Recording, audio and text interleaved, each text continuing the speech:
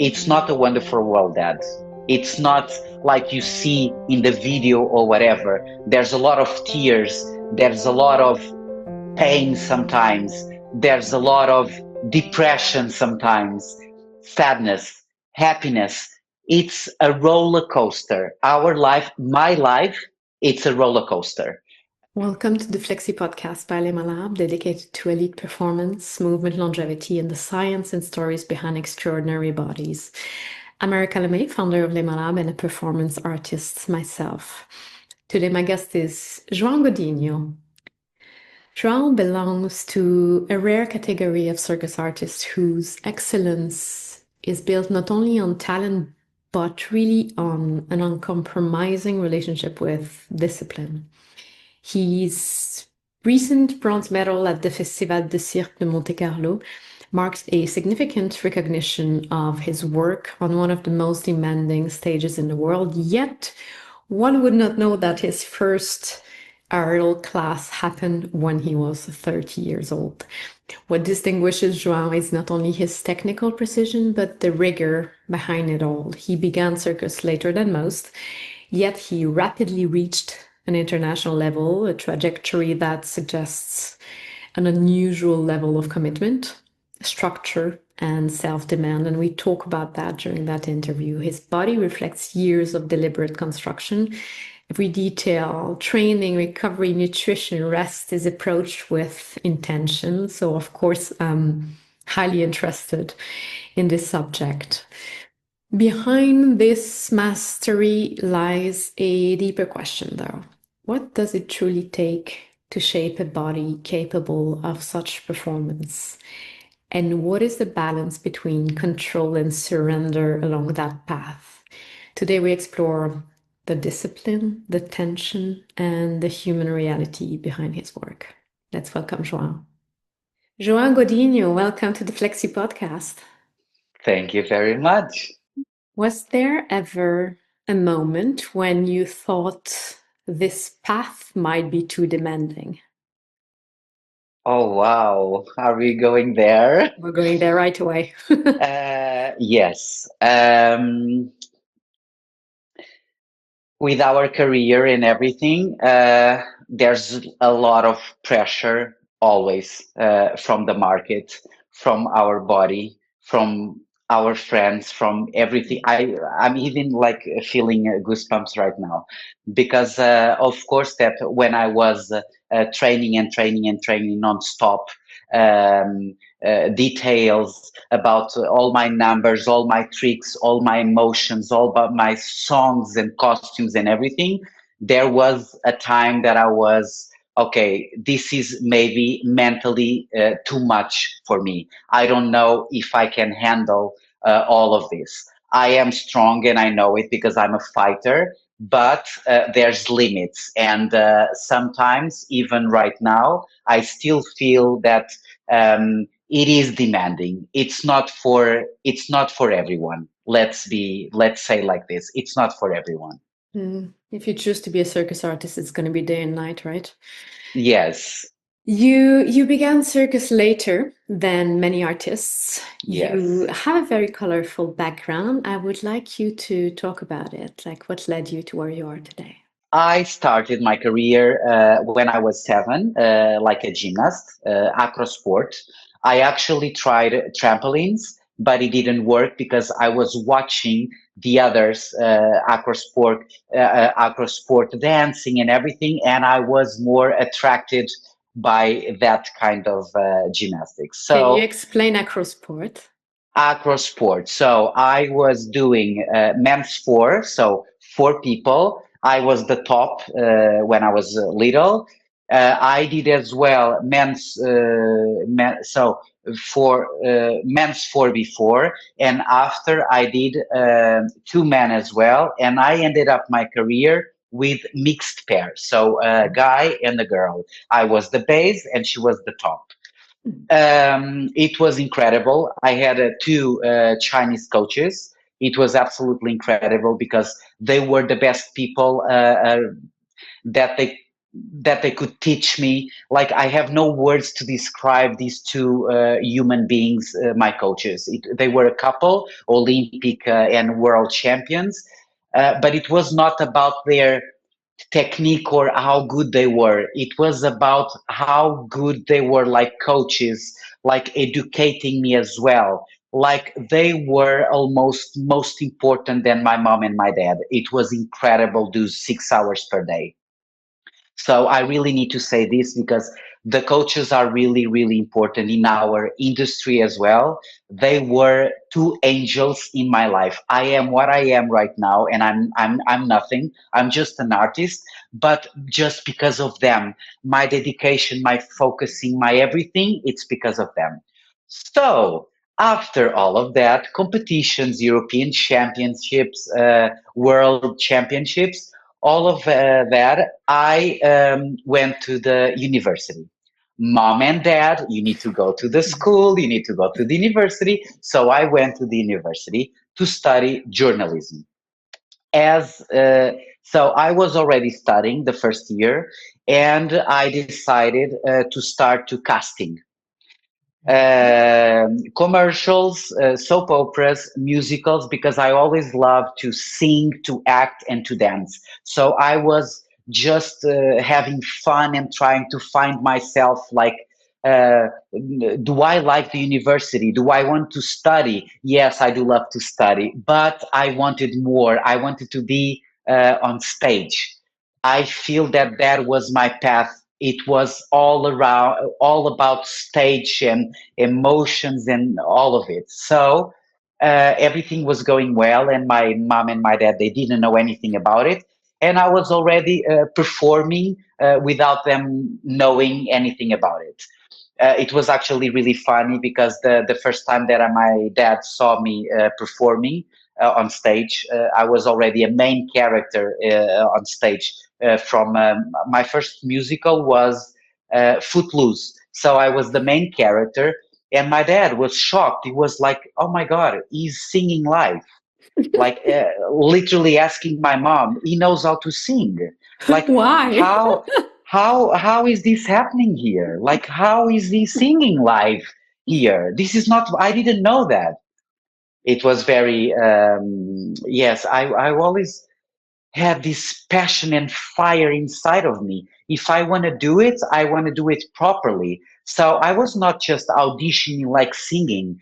After I was already looking for a coach because I knew that for to sing, I needed to know how to sing, the muscles and everything that I needed to use to sing. It was not just, I'm not a singer. I just knew how to sing after my coaches and everything. So that was really interesting as well. So that was another part of my life. A lot of musicals, a lot of TV, movies, and soap opera.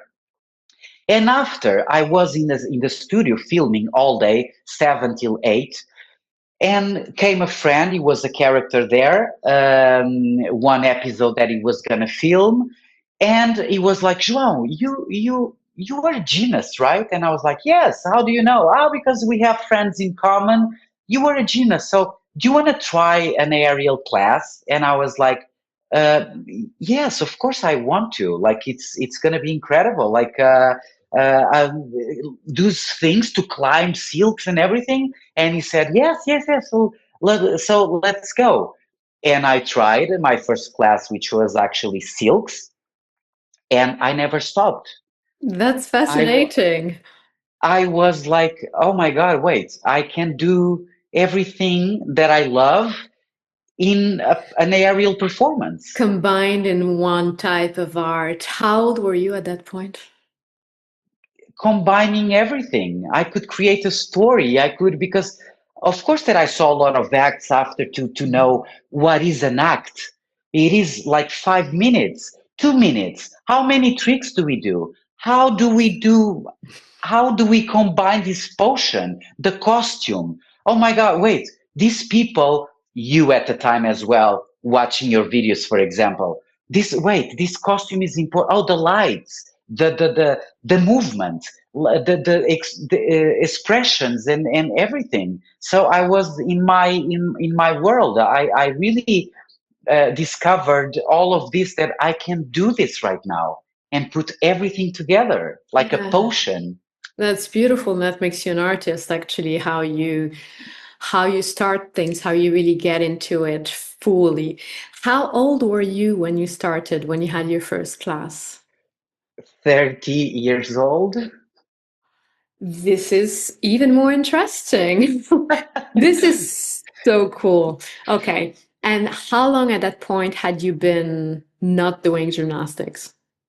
Oh, so at that point, so 8 year I so I finished my gymnast career in a world champions win a world championship. I literally said, because of the studies and everything, I said, okay, it's my time to leave. Mhm. With 23 years old, so I was in the university. I was already performing in musicals and everything at the same time, and also going to our trainings, this 3 4 hours in the end of the day, and I was completely exhausted. I knew that I couldn't do everything at the same time, because I like to focus as well, but we cannot do everything at the same time.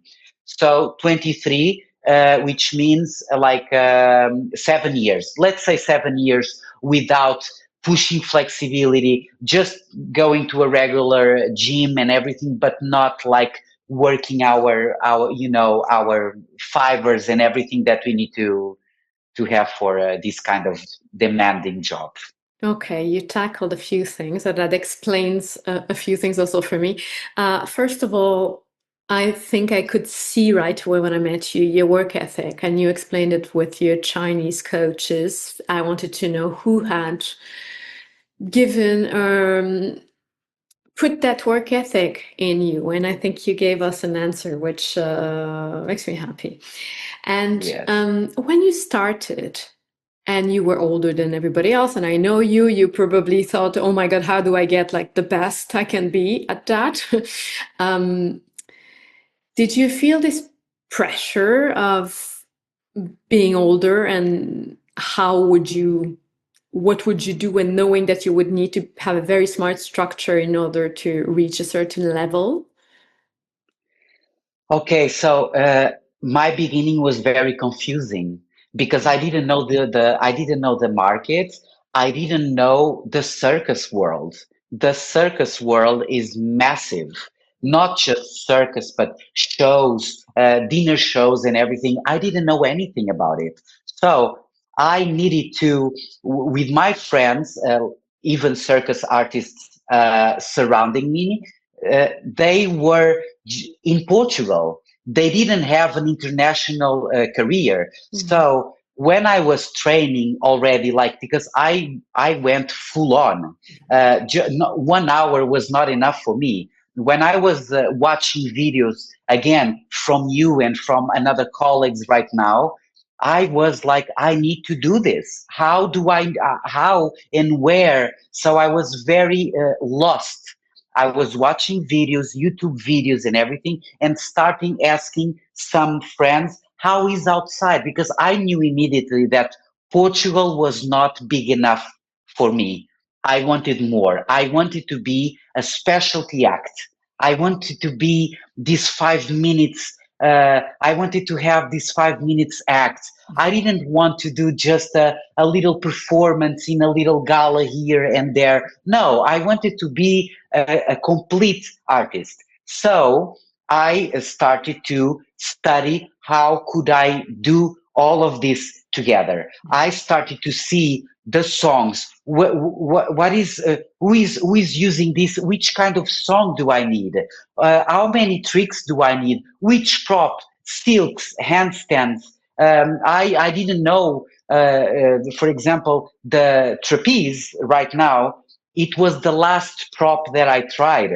First was silks, hand balancing as well, because I had the technique from the gymnastics. Yeah, Uh, you could uh, have been an amazing hand balancer, actually. yes, and I was training a lot and balancing my canes and everything. I did have a little 4 minutes hand balancing act. I was just I I felt that I was not just strong enough because the market was already very strong. Watching these Cirque du Soleil shows, that was the inspiration. Like, oh my God, they are beautiful, they are amazing, and they are young.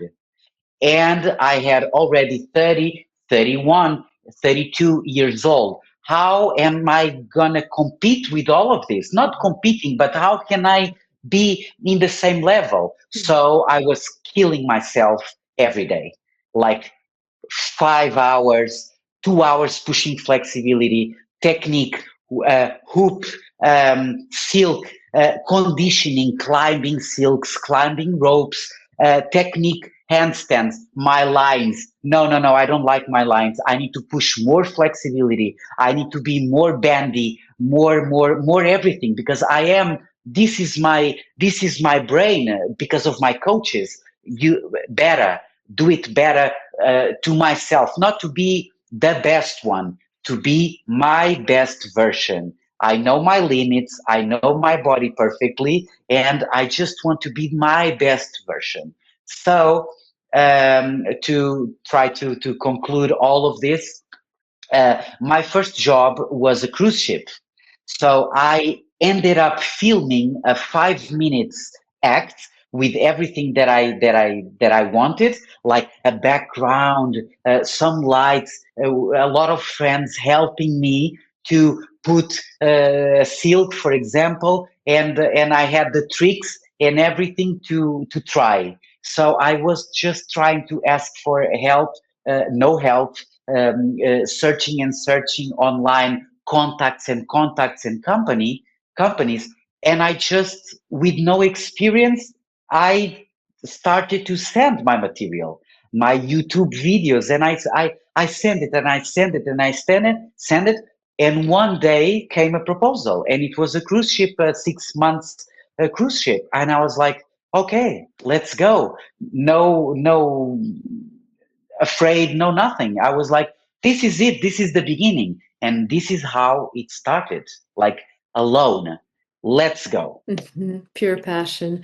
I was wondering actually what allowed you to progress so quickly, if it was like mental structure, physical ability, and everything. And it's clearly passion, first of all, in anything you would undertake anyway, and discipline, which are often hand in hand. You have obviously utmost discipline. Do you know, or can you pinpoint the moment in your life where discipline shifted from being something external and became something ingrained in you? If there's such a moment. Can you try to ask me that in another way, just to me to understand a little bit better? Yeah. You know, when we're children and our parents want us to do something, for example, it didn't happen to me, but I wish. I had, for example, I had a discipline ingrained in me. When I was 3 years old, I was a bit freaky that I wanted, but I know it's not normal. Normally, it's someone from the outside, it can be a coach or a parent, that is trying to instigate discipline in you. So you'll do that 2 hours a day and this and that. First, a lot of people, it stays like that. They know that the discipline needs to be there because otherwise you don't reach something. For some of us, obviously you, the discipline becomes inside of you. You wake up and that's all you think about. You know you need Yes. to. Do you know if there's a moment in your life that the discipline coming from the outside world became from the inside? Can you remember that, or it was always there? Oh my God, that's so difficult because okay, so I don't want to say that it was always there, the discipline, but it was because of my coaches, Mhm. Wang and Zhou. Uh, it was from them, so from the outside, and just became part of me. And I didn't know how to run away anymore. I know that this doesn't happen with everyone. We know, we all know, but I don't know. It was me. It was because it was not my parents, not my grandpa or not my grandma. it wasn't there. It was them. It was my coaches. And after, I just couldn't run away anymore. After I had this discipline inside of me, and I couldn't be anyone else. I am right now exactly like how I was before. I just can't run away from it. That's beautiful. Let's move on to the present day. So you recently received the bronze medal at the Monte Carlo Circus Festival. Yes. What did that moment represent for you beyond the award itself? I would like to know if it felt like a validation of the path you've taken, or did it immediately shift into further expectations, further goals? How did you experience that? Oh my God, Erika, that's so difficult to answer. I'm even afraid to answer that question because I never had the dream of performing at Monte Carlo Festival. And this is a very sensitive subject because everyone from circus, like circus families and everything, they dream about this. And I never had the dream because I just love to work and to be and work and work and to be the best that I can. I never had the dream of going to Monte Carlo and having a gold clown or whatever, you know. I never Why? had the It was too far away for you? it was too far away for me, and it was not my dream about the festivals. For me, the dream is like working, working, working, and our lines and our feeling satisfied by myself. I need to love what I see when I watch my videos. It was not. I was not looking. I am not looking for the others' approval. The external Uh, validation. I can the relate external, to that 100%.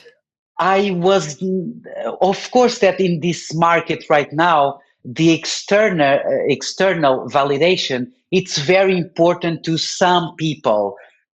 I don't know. I don't know if I need that external validation because what I need is to watch my videos and watch my performance and to be happy about it. Of course, that there's a huge pressure of the market with all of these festivals, including Monte Carlo, because everyone is waiting. Everyone is waiting for you. Everyone is waiting to criticize you, to hug you, to everything. It's a huge pressure. I didn't feel that pressure because how can I say this without being misunderstood or because I love my job, I love my act or my acts, and I didn't I didn't go to Monte Carlo to feel this oh my God, this is so difficult to feel this approval or whatever. I know who I am right now as well, and I love my job. And I don't expect that everyone in the world is going to love my act or love my song or love my tricks. I don't expect because let's be real, this is the real world. It's like this. We are not the everyone's cup of tea. We are not. And I accept that. And in this process, all of these festivals in this last year or these last 2 years, I know that I am what I am. This is one of my favorite phrases. I am what I am, and this is me. So I'm not looking for the others' approval. I want to work. Of course, that I want to work, and I'm very, very grateful, even to Monte Carlo and all of these clients and festivals that I love because I'm crossing. I'm still meeting a lot of new people. Still, right now, a lot of names from circus that I don't know, and I love to be surprised every day or every contract or every festival. I love this world, but I'm not looking for the outside approval. I need to be okay with myself because when I'm going there, it's just me and the trapeze and everything, and we need to be Without we are alone there. It's just us. Well Us. said. Yeah, we are alone very often as a soloist performer because sometimes Yes. you perform with other people.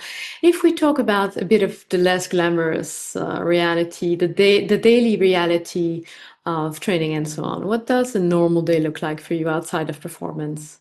Backstage. Um, I'm feeling sensitive again. I love how you have these questions like so important to everyone. How it how it looks like. It's very hard. It's not easy. It's very hard. The people, they don't know how is behind the scenes. Behind the scenes for a solo right now for me, I don't even know if I spoke this like this to everyone. Behind the scenes can be very lonely. You build your routine. I have my routine. You, Erika, you have your routine. Our friends, they have their routine. My routine is hard because I am demanding with myself. I I don't want to fail, of course. I want to work. I want to be my best version. And sometimes behind the scenes, it's not pretty. It's not pretty.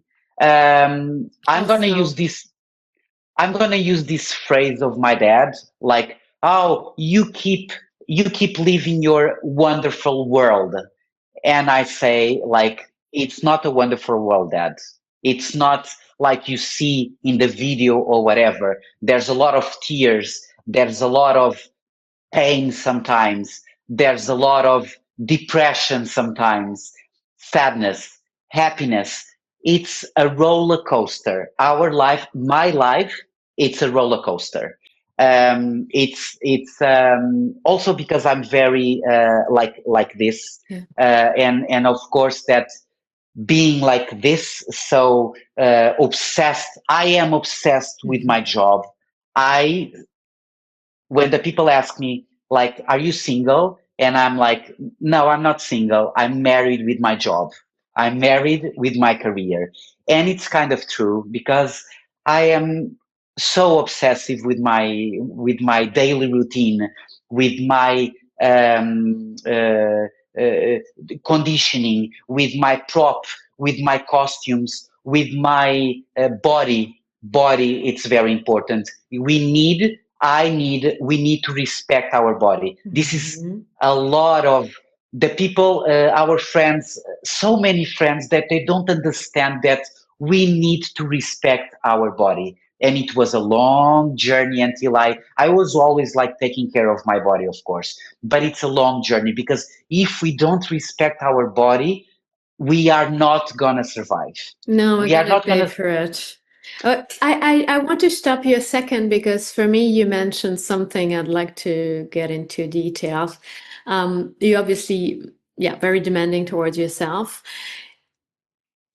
How, if you do, how do you recognize when pushing yourself further is productive and when does it become destructive? Are you able to identify that? Or yeah, or have you lost control of this discipline that defines you?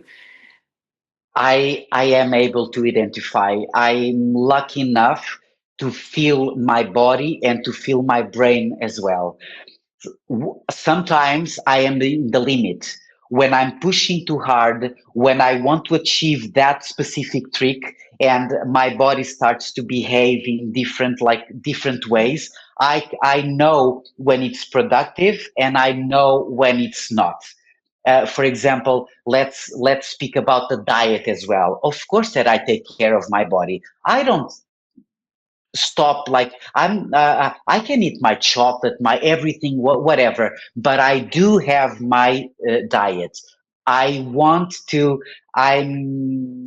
I take care of myself, my food, my meals, my sometimes even for this last festival, for example, I had all my meals ready. Every single day, I had my meals because I didn't want to change. Me I too. I went to Monte Carlo and I did not eat at the canteen.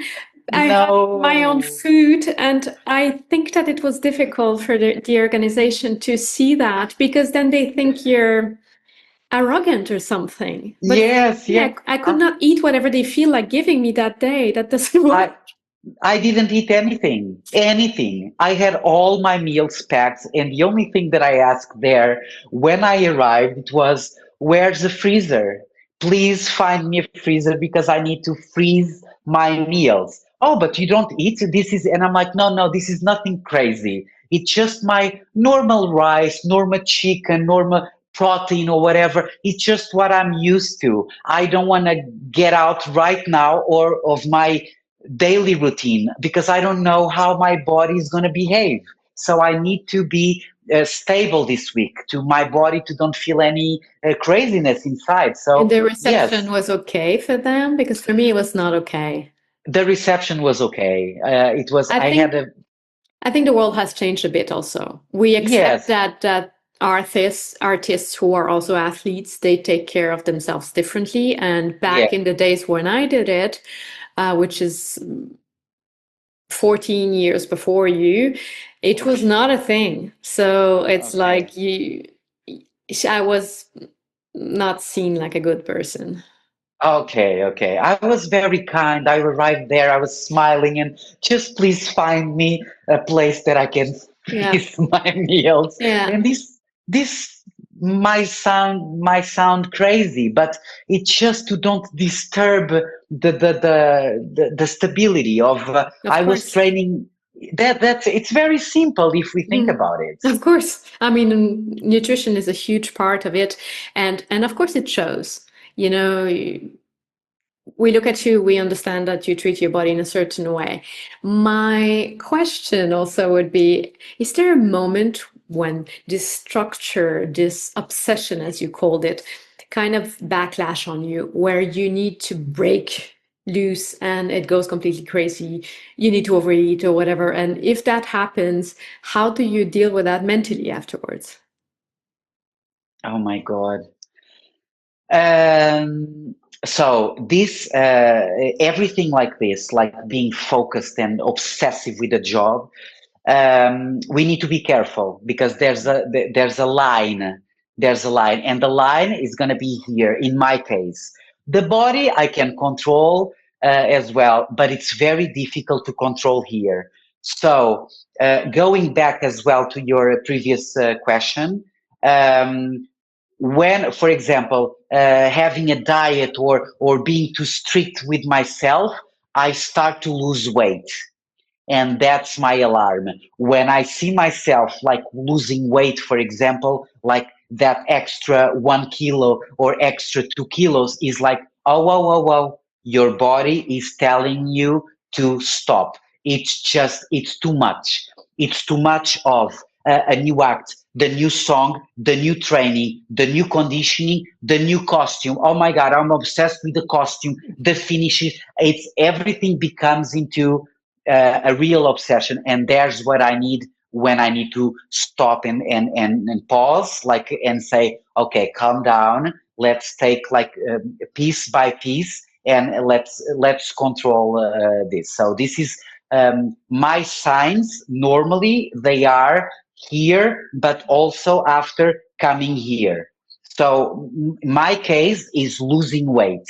When I start to lose that extra weight because I know my perfect weight or whatever, doesn't matter. When I start to be too skinny, or I know that something is not okay. And you need to slow down a bit or reassess Yes, everything. yes, That's nice. You mentioned, or we often talk about the body as a tool of work, but you use the word that make me think of your body is your partner, and I'd like to know your relationship with your body. How has it evolved throughout the years? If you can see, is there something that changed the way that you see this partnership differently now? yes. So I started to respect my body, not just doing whatever I want. And when I say I want, it's like Mhm. here. And I started to respect my body and giving to my body what my body wants and needs as well. During these years now, it's so interesting, like how can we feel our body as well and his needs as well? Because sometimes my body needs sugar, for example. It's crazy. Like I don't like to eat sugar. I avoid sugar because sugar, it's like we know it's bad. It's like a drug. At least to my body, sugar behaves like a drug, an Yeah. addiction. I think If for I any bodies, it's not. Yes, yes, but our colleagues or whatever or friends, they love and they do it, and I don't want to give my body that addiction, that extra addiction, that drug. Let's say like this. So yes, I feel all my body, and now I respect my body even more. I really respect my body. I know how I need to do. I know how to even the food for example, there's something here that I wanna tell you. I don't take, for example, I don't buy protein or this or BCAs or all of that. I don't feed myself with all of that like a lot of friends. It worked for them.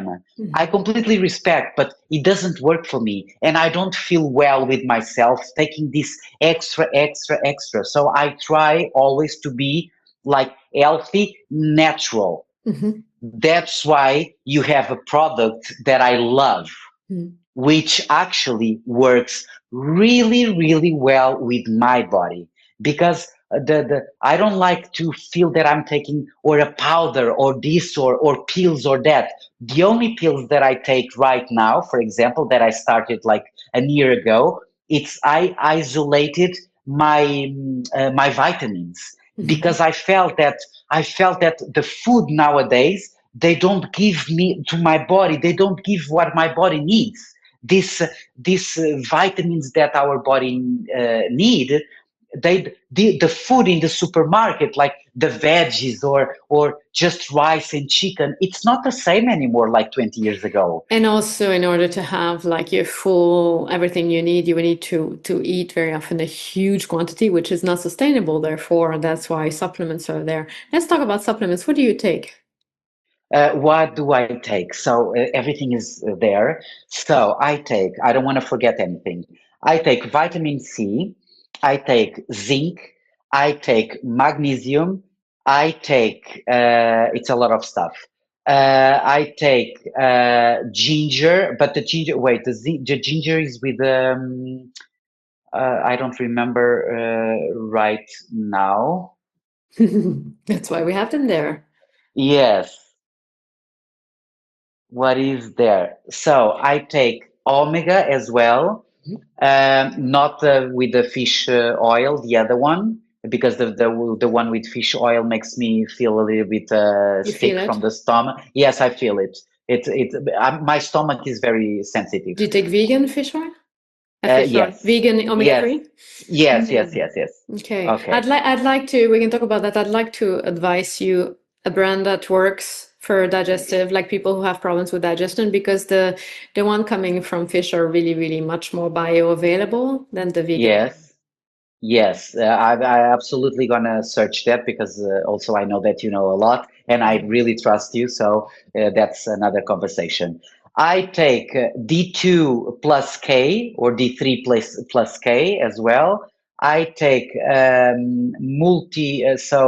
bi complex, B complex, I'm sorry, Mhm. B complex as well. And what else? And I think that's it. And I take your flexible as well, always with my coffee in the morning. Um, Flexible and I, collagen. yes. That's my favorite. You can ask whatever you want, because this is my favorite ever. People, they don't understand. Collagen. How do you say collagen? Collagen, yeah. Collagen, yes. Correct. Just a collagen. And I'm like, no, it's not. I'm sorry. No, it's not just a collagen. Okay. This was specifically studied to our bodies, to our different bodies like us, artists, gymnasts. Everything was studied by her and her colleagues as well to us, not to it's something silly, not to my mom or whatever, or this kid. No, this was studied for us. That, and for me, like it's part of my Yeah, routine. for those who require something extra from their bodies, and of course, then the broad population can benefit from it. But that's something you brought that is important, is that supplements are not created equal. It's like one of the free floating market that there's quality that it should be banned forever, and they're very, very good products of good quality. And then the customer needs to unscramble that and find what's the Yeah. truth in this marketing machine. And that's actually one of the reasons why I created Lema Lab in the first place, because I found it, for me, I've been studying that for 25 years, like as an obsession. So, Yes. and I thought, how can normal people understand and not be completely duped by a market that will tell you to take I know I cannot say things, but there's so many things out there that are completely random, useless, if not harmful. So yeah, that's where Lema Lab is based on being fully transparent and helping the consumer understand their need. That doesn't mean their need is our products. That's not the point. There are a lot of products that we'll talk about. We have some articles that will be about products that will never sell, but that they're very, Yes. very useful. But anyway, sorry, I'm so interested by that subject. It's something also like show business that N- I could No, never no, stop. no. And also, I didn't even finish about this product, for example, because I don't need to sell it, of course, because this is your product. But I'm so proud of you to that you created something for us. Like, I'm so proud when I'm with my colleagues. Like, every single contract, there's always someone asking. It comes like. More and more and more the word of flexible. Oh, do you take and I'm like, of course that I take flexible. Oh, but it works. And I'm like, of course that it works. Like, after, literally, sometimes I stop. Like, imagine 2 months that I'm in a pause or whatever, I stop. As soon as I start again, like 2 weeks after, 2 weeks after, 3 weeks after, my body starts again to feel. I don't like to use the word flexible for them, to my friends, because no, because it's the name of the product as well, flexible. But it's real. Like, I feel more. Everything feels more loose, more, and I Less don't know how to. stiffness. Yeah. Yes, Yeah, yes, that's the whole point of it, your recovery and everything, all the way that your body is defending itself against the yes, everyday training. It's helping you heal way faster. That was yes, one of the reason why. But yes. I could talk about that for years, because of course I took this product without before it existed. I was using the highest quality of these 4 ingredients on the market that I would mix in my own kitchen myself. Wow. Rest assured, this is not happening anymore. We have a lab in the fulfillment center, Okay. but because this quality did not exist on the market, so I needed to fetch each ingredient of the best in there, and got to know. Then when I got into the business of supplementation, I understood how terrible it Ooh. is. It's scary. And 95% of the supplements that we consume on the European market and also in the US come from China, and the quality For is what it example, is. let me just tell you something. For example, now we are going to a random supermarket, and you have everything in the random supermarket, and it's not normal, because these things are expensive. They These should be. things, They should be expensive. If you they see should. them at a very low price, there is a problem. And be careful, because you Exactly. might be ingesting heavy metals. Exactly. So And I'm always saying as well, cheap is expensive, guys. Yes. And the expensive is our body. No, you just go to the supermarket and you buy your vitamin C or your collagen and everything. No, you cannot just go to the supermarket and buy promotion 10 euros or whatever, and the vitamin and this and that and the collagen. It doesn't happen like that. That's why I'm always defending this product with all my friends. Like, you are taking something really serious here. There was a person studying all of this. Like, it was a serious. This is serious. This is nothing about selling or conquering a market. It's not about that. It's about helping as well. I when I'm talking about this product with my friends, for example, I'm helping. I'm not trying to sell the product. I'm Yes. trying to help them. And thank you for saying that, because of course, if I had wanted to make money, if that was the purpose, I would have sold something of a different quality. Absolutely. And I would not spend hundreds of thousands of euro every year to make certifications and research. And like this is not a profitable company in the first place. It's a long-term redefining the supplement market for us. Yes. Thank you for your nice words and for understanding what means quality. And Yes. let's move back onto you. I want to know, of course, you had many injuries, like all of us who pushed a little bit further to be able to improve ourselves. But is there a moment that your body forced you to change your approach entirely, that you had to rethink about the way you go because you were running into a wall? Can you identify that? My body, shoulders. When I wanted to create like straps, I was training a lot of straps and straps and straps and straps. With that technique that you know what I'm talking about, the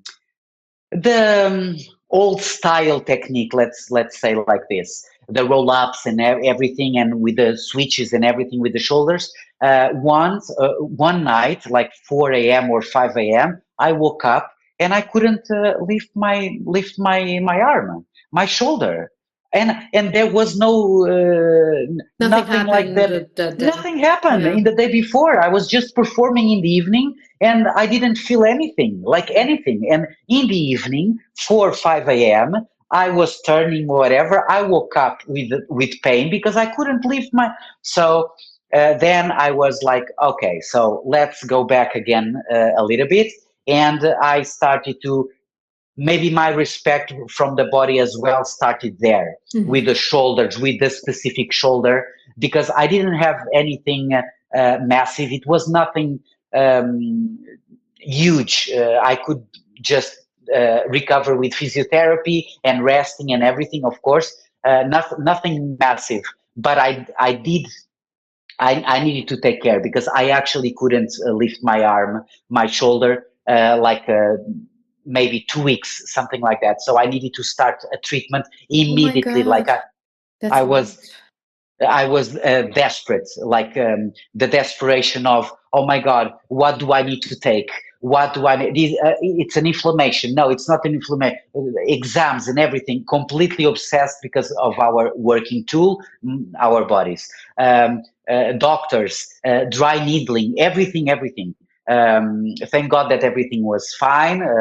2 weeks, 3 weeks, everything was fine. So actually, I was keep performing with my left, because that when I learned the technique with the right, and I learned the left as well. So the client was like, no, you need to stop, and I'm like, no, but I can do with the left. So I adapted all my act and I did it with the left. But yes, now I know when my body speaks with me, to me, whatever, and I know when I'm pushing too much, even with our hips as well, flexibility, lines, pushing knees, pushing hips, everything, my back, everything, bandy. But I do know the signs now. I can identify, like, well, okay, let's adapt this. Earlier. Yes. That's a good point with aging as a performer as well. I think that a lot of young performers, even if their body is more resilient because the body is young and is able to recover faster, when you're young, you're often more injured. Because when you get older, you understand yourself better, you understand the science earlier, and you know how to navigate that. That's a mind game for for the smart ones. I'm sorry to say, Yes. maybe not everybody, who knows? But there is a way. We talked about that, I think 2 years ago.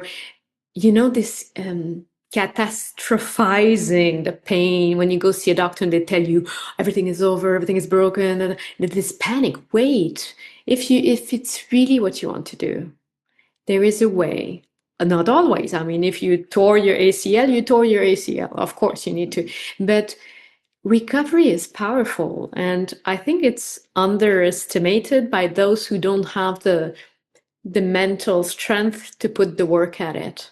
And then they often call it, oh, it was a career-ending injury. But wait, maybe not, you know?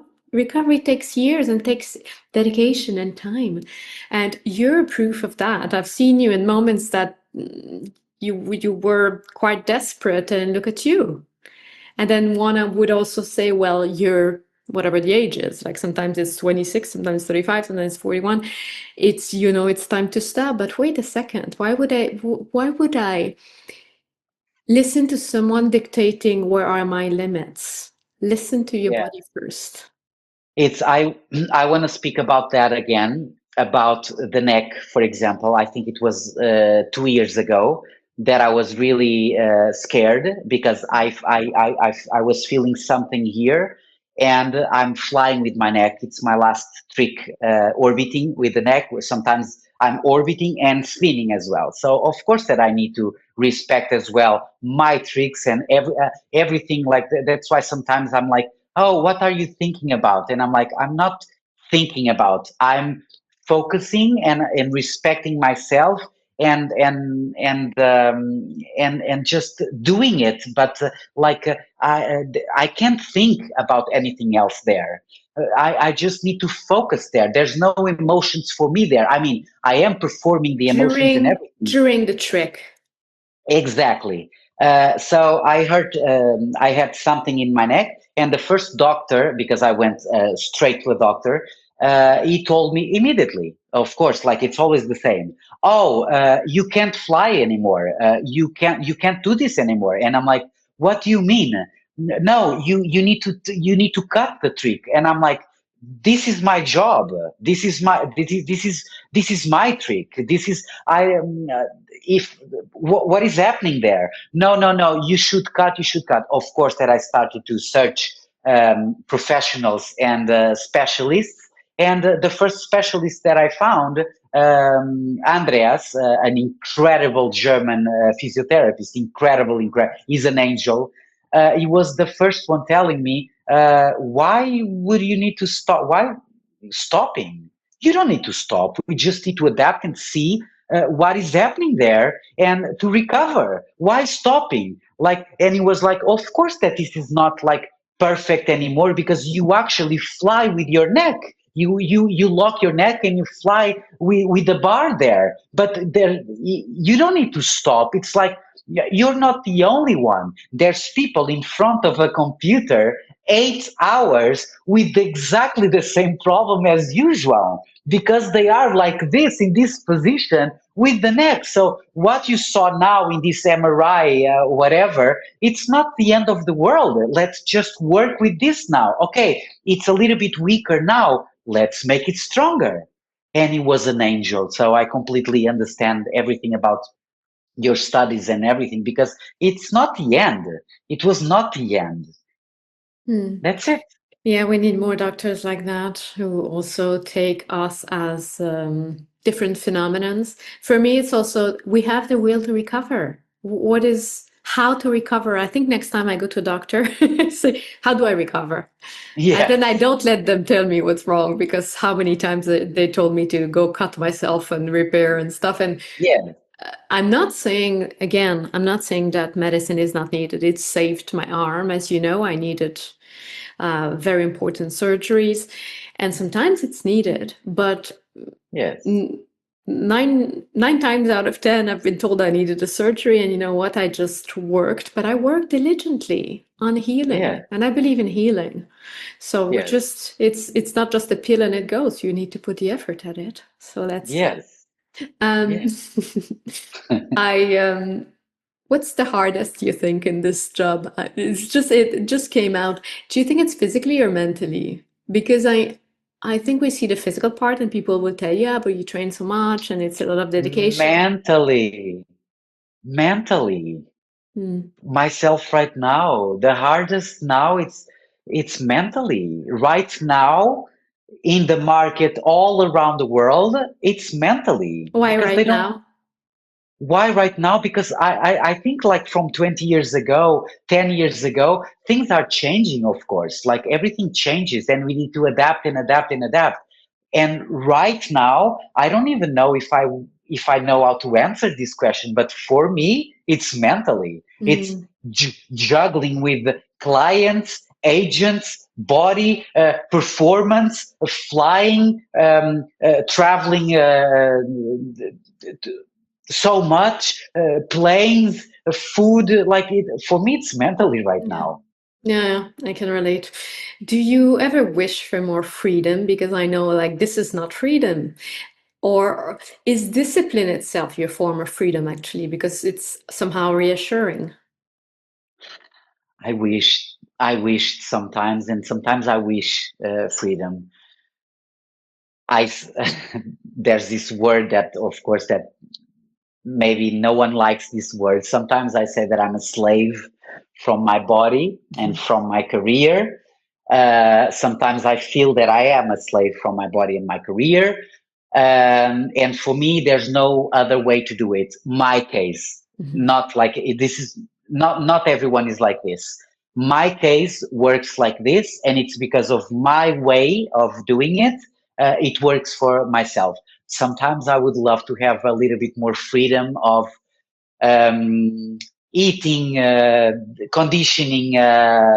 For example, there's a trick that I have that I don't feel comfortable stopping the trick conditioning more than 3 days. 3 days is what I like. I cannot stop more than 3 days. So I have a bar as well that I can travel with to do my foot hanging with a split. Yeah. Because if I don't practice properly, after I can go 10 meters or 15 meters and I don't feel comfortable anymore. I need to know that everything is safe there. And this is my respect as well. Respecting my body and respecting my trick as well. This is how I do it.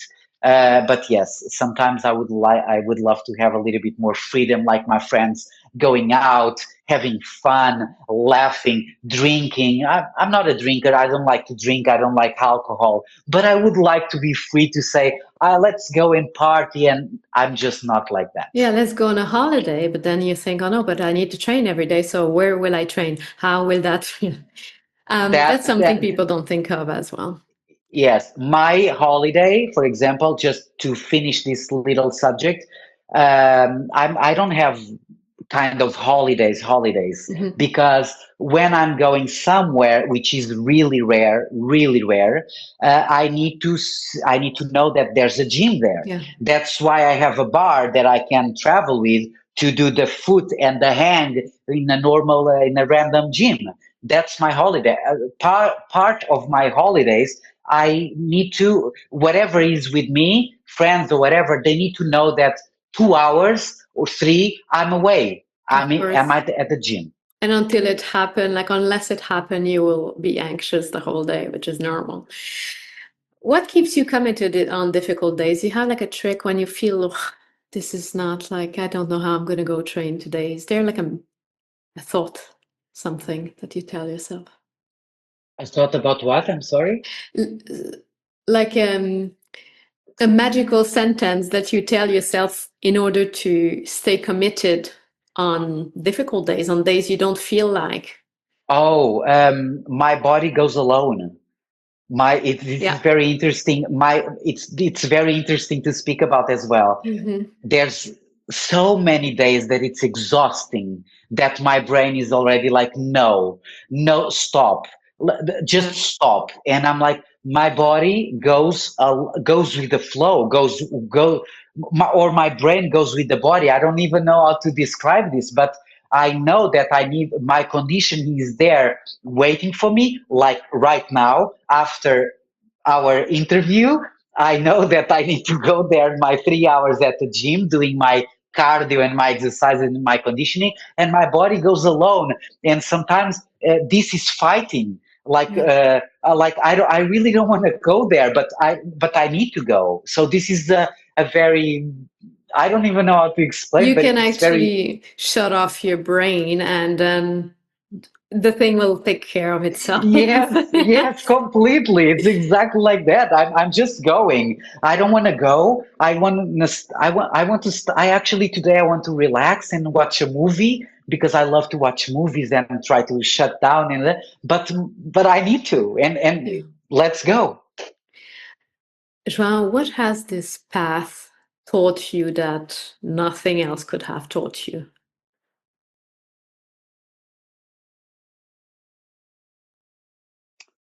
Uh, Discipline. Mm. I don't know how to answer that question in my word. The word of my life and my career, it's discipline. It's discipline. It's not obsession. It's nothing for me. It's discipline. It's I couldn't do all of this without my discipline that from my coaches, those two beautiful people that I met when I was very young, these two Chinese people that I love and that I think every single week, and so many years that I don't see them and they know what I do right now and they are so proud. It's discipline for me, education discipline. There's no other way to in my case. I'm even feeling again. I'm getting emotional with your Yeah. interview actually because it's so deep and there's so many things that the people they don't speak about. It's discipline. It's like it's Yeah. this. I think it's a beautiful way to come to an end as well. Starting with what they gave you and what you made out of this gift is very beautiful. Is there anything else you'd like to share with our audience? I don't know. I don't know. You are touching very sensitive points. If you want to ask me something else, whatever. No, what I want to share is that take care of your bodies, please. I'm always trying to say to my all my friends, the younger ones, 20 till 25, 28, please take care of your bodies. This is not a joke. I know that you feel powerful right now because you are young and everything, but the way of doing all of this until your 40s or your 50s, whatever, you need to take care of your body and you need to respect your body. You really need to respect, be kind to your body. This is the way to survive all of this, and also be kind with your brain and be kind with the people around you. João, thank you for your time today. Erika, thank you from my heart. This was better than I expected. I really respect you and I love your work. I love all of your everything that you are creating right now. You deserve all of this, your empire, because you are such an intelligent and kind and everything. I really, you have my respect and I really appreciate.